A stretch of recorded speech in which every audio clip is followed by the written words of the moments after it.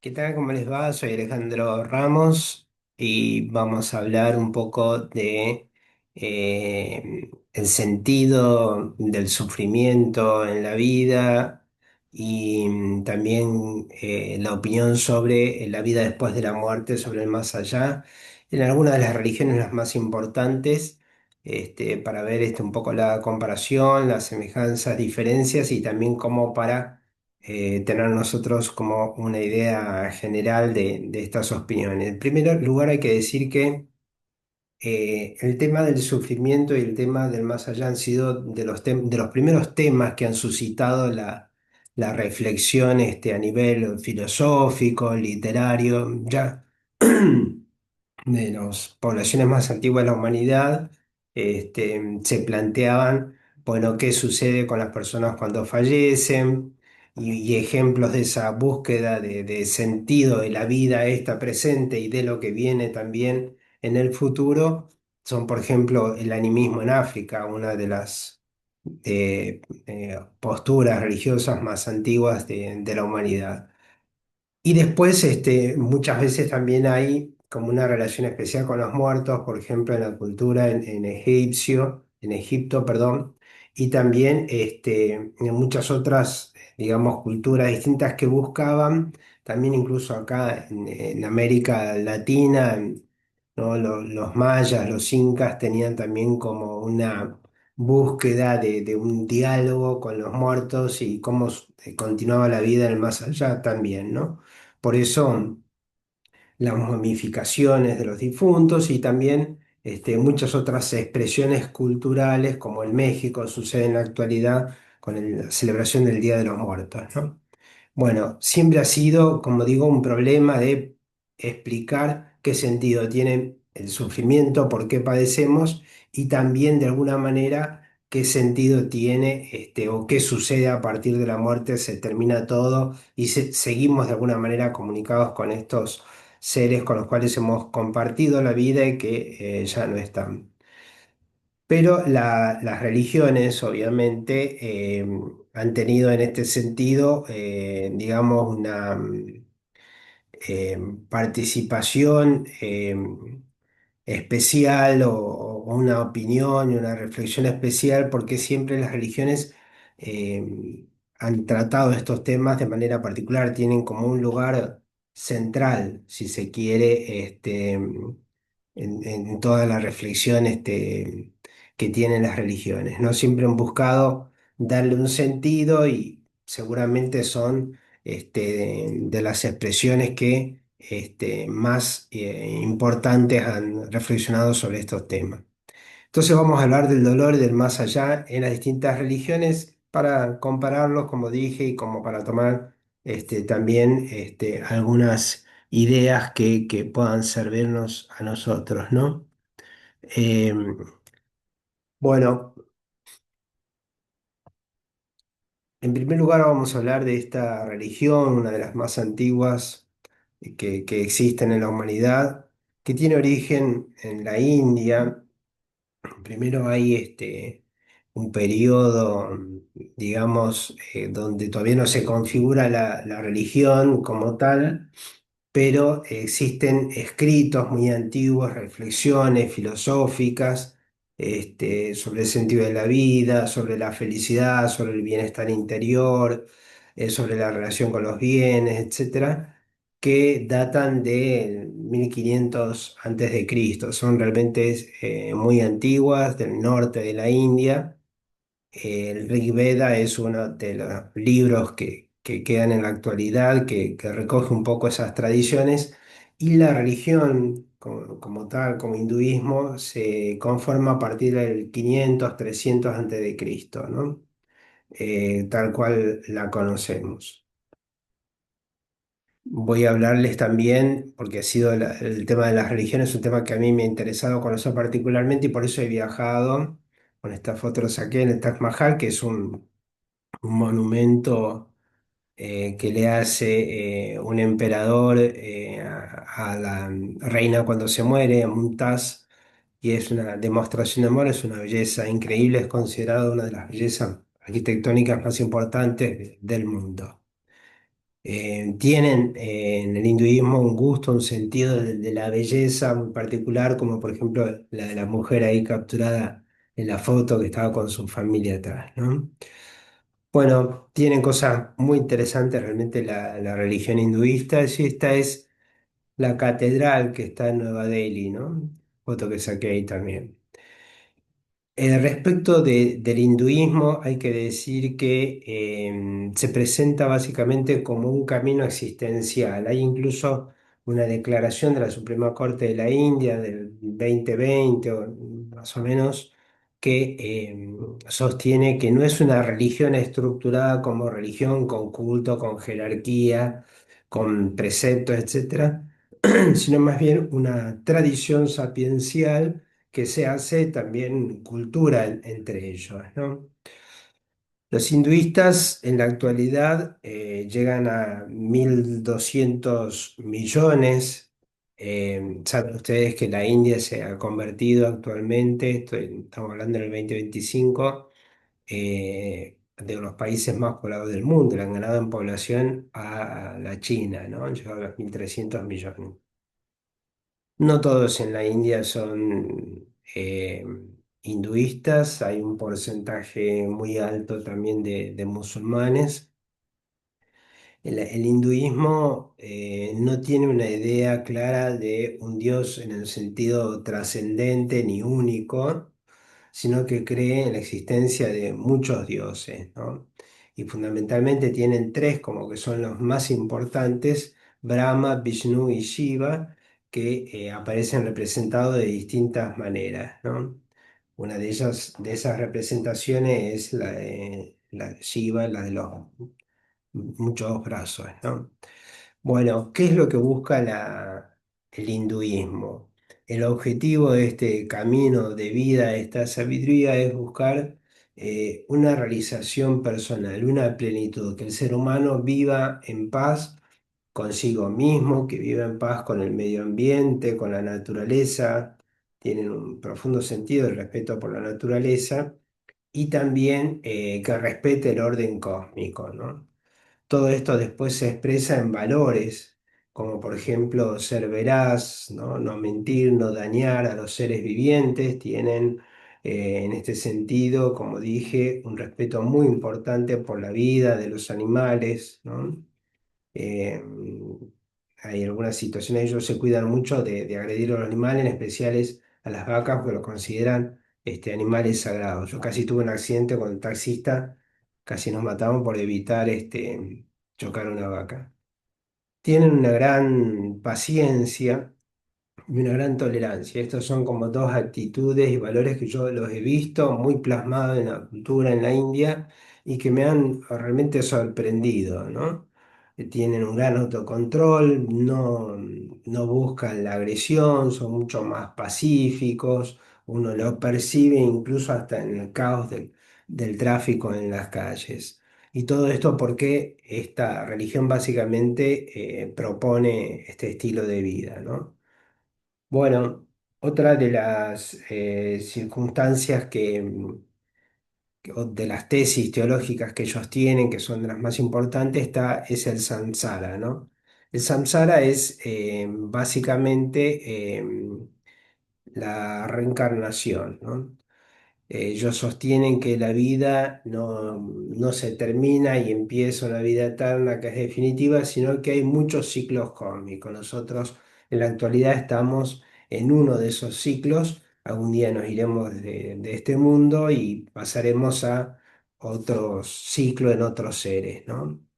Hay como un eterno retorno que parece no terminar nunca o no está claro bien cuándo termina.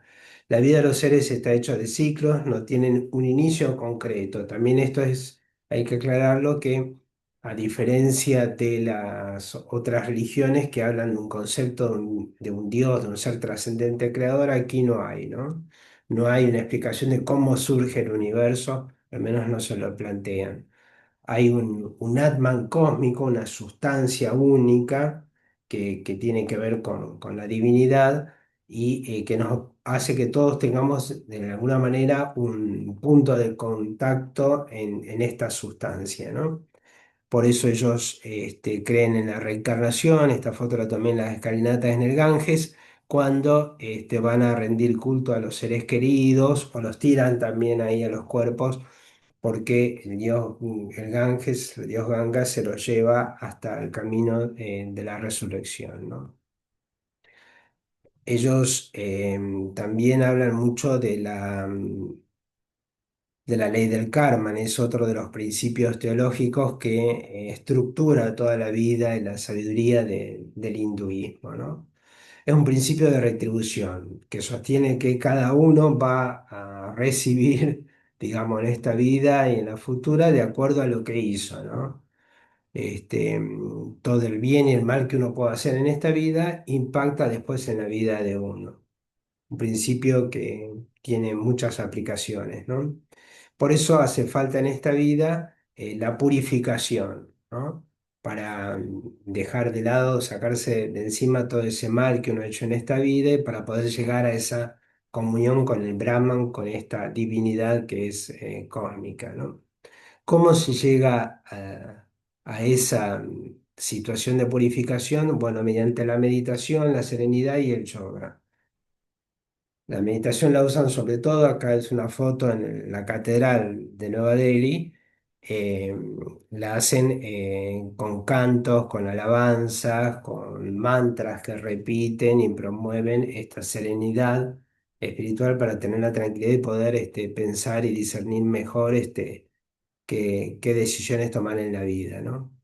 El karma está como muy difundido, incluso culturalmente en la actualidad mucha gente repite esto de que bueno, el karma y que te vuelve el mal que uno hace, tiene, como dije, muchas formas de presentarse, ¿no? Otra de los aspectos que sobresalientes, digamos, del hinduismo es que ellos sostienen que una de las causas del sufrimiento y del dolor que uno padece en la vida tiene que ver con el apego exagerado a las cosas en primer lugar y también a las personas y demás. Por eso promueven esas renuncias, ese desapego, ¿no? Como en este caso, estas dos personas que están en la puerta de un templo, viven de la caridad, son los sadhu, los santos. Ellos viven con una renuncia total, no tienen bienes, nada, como unos monjes, digamos, ¿no? Hombres y mujeres, y la gente los ayuda, y ellos se dedican a la oración y a la contemplación nada más, ¿no? Eh, la teoría de la reencarnación en el hinduismo es una de las teorías como más difundidas culturalmente en general, ¿no? Hay mucha gente que adhiere a esta postura con respecto a qué sucede después en la vida y esto de que después uno vuelve y se reencarna en otro ser, en animales, en plantas o en otras personas o que vino de otra vida. Está como muy difundido. Sin embargo, la teoría de la reencarnación no es algo que haya sido demostrado y que responda a todas las preguntas. Hay varias preguntas que no responden. En primer lugar, ¿cuándo, cómo se origina el proceso? Hay un momento en el cual un ser, este ser que en este momento soy yo, Alejandro, acá en el 2025, en algún otro momento fui otro ser, pero ¿cuándo comenzó eso? No hay una explicación clara.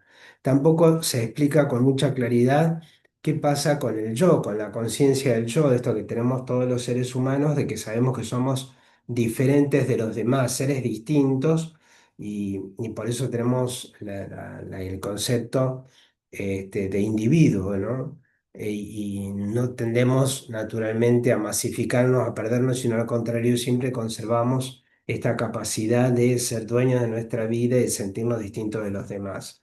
Si yo antes fui otra cosa y después, a partir de mi muerte, me voy a reencarnar en otro ser, quiere decir que eh, no hay claramente un concepto de quién soy, porque soy el guerrero que vivía en el medioevo, soy el profesor de teología en la actualidad y después, no sé, seré un astronauta que vivirá en Marte. No lo sabemos, digamos, no hay claramente una idea como digo, de un individuo distinto. Y sobre todo, hay de alguna manera una relación, una vinculación entre la idea de la reencarnación, el samsara y la idea del karma. Se juntan esas dos teorías para aplicarla después en las personas y se sostiene que en la próxima vida va a depender de mi reencarnación, de cómo yo me comporte en esta vida, ¿no? El problema es que si a mí, por ejemplo, en este momento me va mal en la vida porque sufro dolores, enfermedades, discapacidades o pobreza, ellos lo atribuyen a que un ser anterior, en la vida anterior, obró mal. El problema es que lo tengo que pagar yo en la actualidad. Y la pregunta es también por qué yo voy a definir con mi mal comportamiento, resulta absolutamente injusto, la vida del que venga después, ¿no? Bueno, preguntas que quedan, digamos, de alguna manera en el aire, no aparecen claramente, digamos, en la teología, la respuesta a la teología del hinduismo, ¿no? Y tampoco en el caso de una persona que se comporte mal en esta vida, que haya hecho mucho daño a las personas, al medio ambiente, etcétera, bueno, se reencarnará en un ser inferior, por ejemplo, un animal. El tema es cómo vuelve después a ser humano. Bueno, tampoco está claro, como digo, ¿no? Se presenta entonces el problema del destino y que aparece con un peso muy, digamos, fuerte, ¿no? Uno está destinado a ser algo o alguien, a pertenecer a una determinada clase social y a vivir de una manera determinada. Y también eso influye en el concepto de justicia, ¿no? Si uno se pregunta, bueno, ¿es justo que lo que decía antes, yo tenga que padecer? Bueno, todo esto mezclado, como digo siempre, con un concepto de belleza. Este es uno de los palacios más bonitos que tienen ellos. Tienen muchos palacios preciosos en la India y también tienen mucho concepto de la belleza, ¿no? Digamos, lo destaco porque me parece que hay ahí también como, digamos, un aporte muy importante de parte de ellos. Bueno, por otro lado está el budismo, ¿no? También fui a la China hace unos años y me interesó conocer el budismo, cómo ellos viven, digamos, el budismo. El caso del budismo es un desprendimiento del hinduismo eh, y tienen, considerado como una especie de secta. Es una filosofía, no es propiamente una religión porque no hay una idea de Dios como vamos a ver ahora, ¿no? El templo ese budista con monjes, como vamos a ver ahora, está en Xi'an, en el medio de la China, ¿no? Hay entre 350 40 millones de budistas en el mundo. El budismo surge como una respuesta, una explicación al sufrimiento, ¿no? ¿Por qué se sufre en esta vida? ¿De qué manera dejar de sufrir, ¿no? Es una doctrina filosófica, religiosa, moral, fundada en la India por Buda, siglo sexto antes de Cristo, ¿no? Noble, hijo de una familia rica, se pregunta por qué hay que sufrir tanto y entonces meditando sobre el sufrimiento se da cuenta de que en realidad padece por los problemas familiares, las ambiciones, el apego a las cosas, las personas, los bienes, etcétera. Entonces se retira y se dedica a la meditación y se aleja de todo eso. Eso hace el Buda. Bueno, em, Dios aparece eh, como un concepto muy difuso, ¿no? No dicen nada, digamos, si existe, si no existe, si hay Dios, si no hay Dios, no les parece un problema relevante, ¿no? El objetivo del budismo es tener un camino de liberación espiritual. Como dije antes, hacer como el Buda, de dejar de lado todo aquello que produce, digamos, sufrimiento y llegar a un estado en el cual no se padece, hay un estado de bienestar, de paz, de serenidad y donde no hay sufrimiento, ¿no? Que lo llaman nirvana. Me acerqué a preguntarle ahí en ese monasterio a este monje, digo, deme un consejo para la felicidad. Y él me dijo, mire, en inglés por supuesto, ¿no? No hablo chino. No se preocupe por las cosas materiales. Y la verdad que tenía mucha razón, ese consejo vale muchísimo. Una vez se le da demasiada importancia en la vida y uno siempre tiene que tener presente eso. Ellos buscan el renacimiento, no hablan de una vida posterior a la muerte ni una resurrección. El hombre tiene que liberarse del dolor.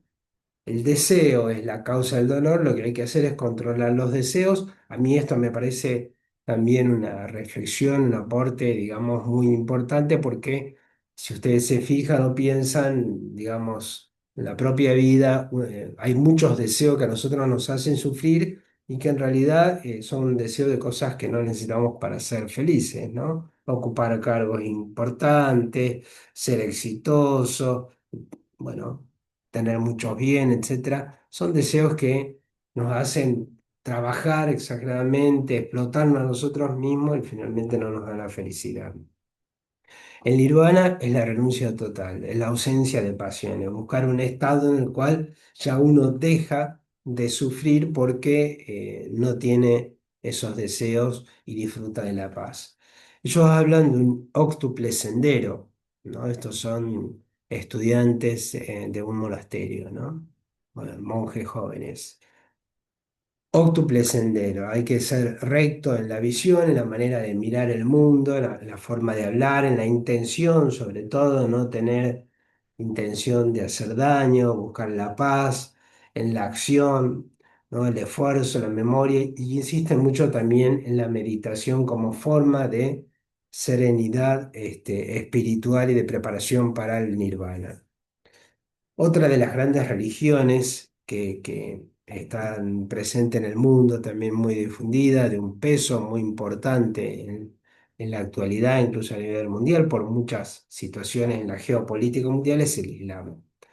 El Islam también es la segunda religión en número en el mundo, sigue creciendo, aumentando, tiene 2.100 millones de personas que adhieren a esta religión, ¿no? Surge en Arabia y tienen también un gusto muy especial por la arquitectura. Estas fotos también las tomé de la Mezquita Azul en Estambul, ¿no? Una ciudad bellísima con una tradición muy importante. Constantinopla se llamaba en la antigüedad y tiene estas mezquitas fabulosas y templos y palacios muy bonitos, ¿no? La arquitectura eh, islámica ha tenido y tiene, por ejemplo, en el sur de España también una presencia realmente muy importante. Bueno, el Corán dice, el libro sagrado que recibe Mahoma, dice, en el nombre de Dios, el compasivo, el misericordioso, alabado sea el Señor, Dios del universo, a ti solo servimos y a ti solo imploramos ayuda, dirígenos por la vía recta. Mahoma se presenta como aquel que ha recibido el arcángel Gabriel, es el último profeta, ha recibido la revelación del Corán, la ha puesto por escrita y a partir de ahí haciendo de él como una especie de síntesis de el judaísmo y del cristianismo y explicándolo de una manera mucho más sencilla, desde el punto de vista teológico, dice, hay un solo Dios, hay que obedecer a Dios y hay que buscar también el respeto a los hermanos y la paz, ¿no? Bueno, la esencia del islamismo también es muy buena, tienen realmente aportes muy importantes. Una de las tradiciones que tienen es la peregrinación a la Meca, ¿no? Como aparece acá en la foto, ¿no? Ellos sostienen que los pilares de la religión islámica son la profesión de fe, por eso confiesan y lo hacen públicamente también la fe en Alá, la oración ritual, la salá, que la hacen 4 o 5 veces al día, incluso uno a veces ve que tiran la alfombra y se ponen a rezar. La limosna y el ayuno, ¿no? El ayuno sobre todo durante el Ramadán, que vendría a ser como la cuaresma que tenemos los cristianos, un tiempo de ayuno y de preparación, ¿no? El musulmán significa sumisión, aceptación de la voluntad de Dios, eh, sometimiento a la voluntad de Dios, a la providencia, a lo que Dios ha destinado para uno, una fe firme, ¿no? Tienen eso como característica, mucha convicción, mucha firmeza, no traicionan a su religión y tienen también un sentido de hermandad muy profundo, muy difundido entre ellos, ¿no? ¿Por qué se sufre en esta vida y qué pasará en la próxima vida? Bueno, el bien y el mal están como predestinados. Ya hay un plan que tiene Alá sobre las personas y todo lo que nos sucede en esta vida está como de alguna manera establecido, ya dirigido, decidido por Alá. Por eso ellos insisten mucho en este concepto de el sometimiento y la obediencia a la voluntad de Dios. El bien y el mal están predestinados, uno tiene que aceptarlo en la vida, de eso se trata ser creyente y no cuestionar, no rebelarse, ¿no? Serían infieles aquellos que no aceptan que Alá es el único Dios, que Mahoma es su profeta y que no se someten a la obediencia a Alá. Tienen mezquitas muy bonitas, esta es una de las más bonitas del mundo, la saqué en Marruecos, en Casablanca. Es una mezquita preciosa, ¿no? Un color verde y adentro también muy bonita. Tienen mucho aporte, como dije antes, también desde el punto de vista de la arquitectura, la ciencia también en general. El Islam tiene, ha tenido y tiene también aportes muy interesantes. Bueno, cristianismo es otra de las grandes religiones.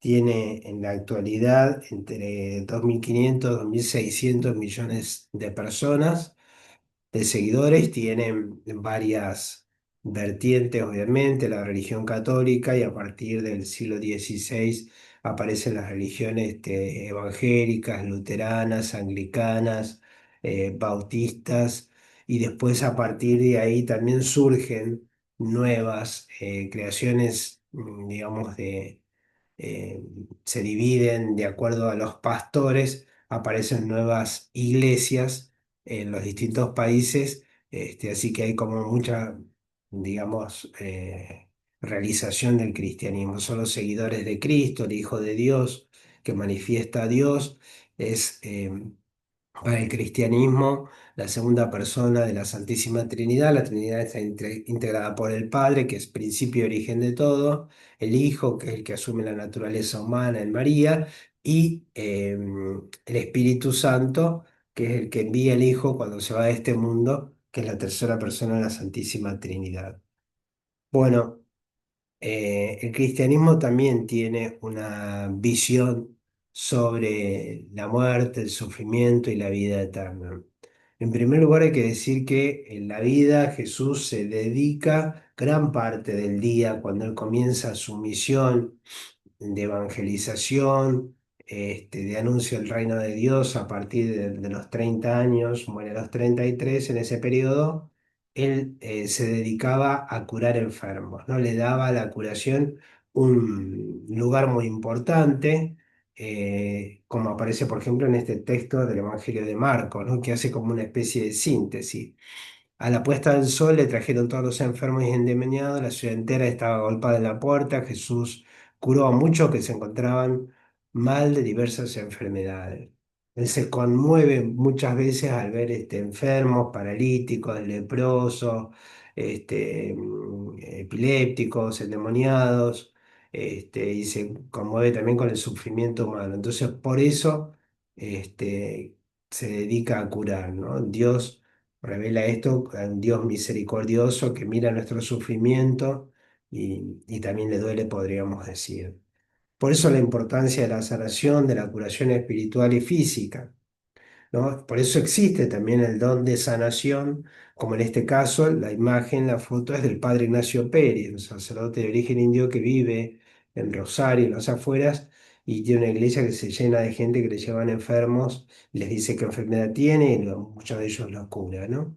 Bueno, esta fenómeno, este don de la sanación existe en distintos sacerdotes, famoso también el Padre Mario, que tiene también como un templo en la provincia de Buenos Aires, y gente que ha hecho, ¿no? Más allá de aquellos que se arrogan este don de sanación y no lo tienen, existe gente, poca gente que realmente lo tienen, y bueno, yo he podido verlo en mi vida como sacerdote dos o tres veces realmente maravilloso, digamos, lo que puede lograr.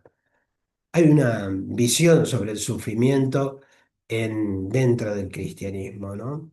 Hace unos años dirigí un proyecto de investigación en el cual con distintos profesionales, médicos, psicólogos, que investigamos sobre el tema del sufrimiento y yo me dediqué a la parte teológica y tomé el libro de Job, que es un libro entre los libros sapienciales del Antiguo Testamento y tiene toda una reflexión interesantísima sobre el sentido del dolor. Se plantea Job, es un personaje real, se plantea por qué tiene que sufrir, él ha sufrido muchas desgracias, era un hombre rico con muchos hijos, pierde todos los bienes, se enamora de los hijos, entonces empieza un proceso espiritual de rebelión contra Dios hasta que finalmente encuentra, digamos, la paz, se reconcilia con Dios. El dolor no es un castigo divino, ¿no? Lo primero que hay que decir. Hay mucha gente que piensa equivocadamente, bueno, me pasó esto, me caí en la calle, me quebré porque no sé, hice tal cosa que estaba mal o hablé mal del otro. No, Dios no castiga, no está persiguiéndonos, no busca hacer el mal, permite que suceda el mal, que es otra cosa muy distinta, deja que suceda, porque sabe que a partir de las cosas malas que nos ocurren en la vida, uno puede aprender, puede mejorar, puede volverse más sabio, como nos pasa, por ejemplo, con las cosas que nos hacen sufrir, ¿no?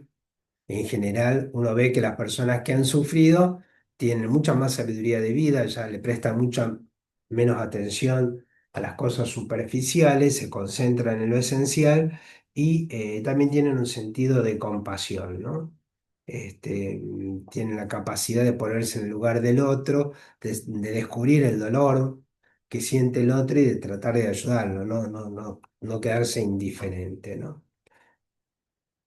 Bueno, Dios permite muchas veces sufrimiento en nuestra vida por eso, por el bien espiritual que puede significar y sobre todo porque nos prepara de alguna manera para lo más importante que es para la vida eterna, ¿no? Ese es un poco el sentido del sufrimiento, digamos, dentro de la visión cristiana. El dolor tiene la posibilidad no solo de ser algo negativo, algo que nos hace, nos saca la felicidad, por ejemplo, sino que puede ser también una oportunidad para brindar un acto de amor, ¿no? En los demás, como dije antes, uno puede volverse más compasivo, pero también en el sentido cristiano de ofrecimiento de un amor especial a Dios, ¿no? Perseverar en la oración, cargar con la cruz tiene como un sentido, digamos, muy profundo, ¿no? Jesús cambió el sentido del sufrimiento a través de la pasión y la muerte en la cruz, porque en vez de ser algo que nos vence, que nos doblega y ser un mal para nuestra vida, lo convirtió en algo de bien. Él acepta el sufrimiento, digamos, voluntariamente, no es llevado a la fuerza. Y él reza en el huerto de los olivos, la foto es de ahí, de ese huerto, reza ahí la oración esta que dice, Padre, si quieres, aparte de mí esta copa, este cáliz, este sufrimiento, no quiero esto, pero que no se haga mi voluntad sino la tuya, ¿no? Termina ofreciendo su vida. Y esto hace que ese ofrecimiento repara todo el daño que hacemos, el mal que se hace a lo largo de la historia de la humanidad. Él es el Hijo de Dios, sufre verdaderamente como hombre, lo ofrece como hijo al Padre por nuestra salvación y como digo, a partir de ahí le da un sentido distinto al dolor. Ya no es algo que simplemente me pasa de manera involuntaria, sino algo que acepto, ofrezco a Dios y eso me permite a mí una liberación interior, ¿no? Y sobre todo, digo, si lo ofrezco para los creyentes, para los cristianos, si uno le ofrece el dolor a Dios, los padecimientos de la vida, tiene la posibilidad de llegar a la vida eterna. Por eso hay como una visión positiva del dolor y de la vida eterna también para el cristianismo, ¿no? No es una derrota, ¿no? Contrariamente a lo que piensa mucha gente, dice, bueno, nací con este problema de salud, me apareció esto, o con esta discapacidad o tengo cercana a la muerte mía, un ser querido, parece como el final, como uno se siente como vencido y derrotado, porque piensa que se trata solo de vivir en esta vida. Para el cristiano, la verdadera vida empieza a partir del momento de la muerte cuando pasamos a la otra vida y cuando Dios nos da la posibilidad de arrepentirnos de nuestra falta, pasar por el purgatorio y llegar finalmente a la vida eterna, que es gozar de la paz de Dios. Entonces es una liberación. la vida eterna para el cristianismo es finalmente un estado de plenitud espiritual y física. La resurrección significa eso, volver a vivir, pero una vida en la cual ya no hay dolor, no hay muerte, no hay conflicto, no hay guerra, nada que nos haga sufrir. Estamos contemplando a Dios cara a cara y estamos también acompañados de nuestros seres queridos. Por eso el sentido también último que tiene para el cristiano, las cosas que padecemos acá en esta vida y que nos permiten entrar a la vida eterna, es finalmente, si uno vive bien, siguiendo las enseñanzas, la sabiduría de Jesús, bueno, finalmente puede llegar a ese estado de plenitud. De esta manera hacemos como una comparación, ¿no? Comenzamos con el hinduismo, hablamos también del budismo, que ya, como dije, no es una filosofía, luego del islam y finalmente del cristianismo, como las religiones más importantes en la tierra en la actualidad, y que pueden dejarnos alguna sabiduría. Uno siempre va a buscar responder a estas preguntas porque todos nos tenemos que enfrentar en nuestra vida con, como dije, cosas que nos hacen sufrir y también, obviamente, con un límite. En algún momento nuestra vida se terminará o tendremos que despedir a seres queridos, entonces nos haremos estas preguntas y las religiones tienen estas respuestas que contábamos y que pueden ser muy útiles para nuestra vida. Muy bien, espero que les haya gustado. Gracias por la atención.